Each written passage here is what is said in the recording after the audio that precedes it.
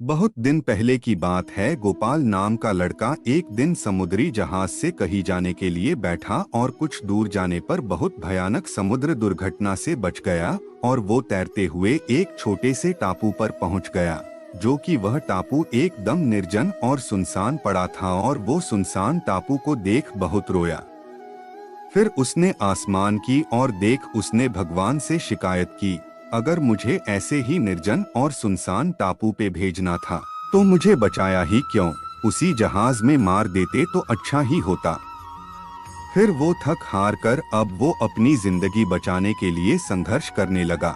उसने जैसे तैसे अपने रहने के लिए वह की सूखे घास से अपने लिए एक घास की झोपड़ी बनाई और उस झोपड़ी में खुशी खुशी रहने लगा और वो हर दिन ईश्वर से प्रार्थना करता कि उसे यहाँ सुनसान टापू से बचा ले और घर पहुंचा दे। फिर एक सुबह वो अपने लिए जंगल में खाना ढूंढने गया। फिर जब वापस लौटा तो उसने देखा कि उसकी झोपड़ी आग से पूरी नष्ट हो चुकी थी। वहाँ केवल राख के सिवा और कुछ नहीं बची हुई थी और केवल काली काली धुआं निकल रहा था।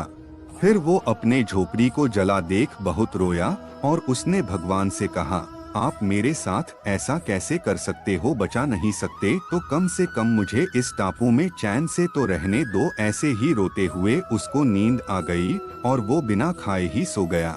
उसके अगले दिन ही एक जहाज की आवाज से वो जागा। उसको बचाने के लिए कोई जहाज वहाँ आया था। उसने जहाज वाले के पास जाकर पूछा, तुम्हें कैसे पता चला कि कोई यहाँ पर है?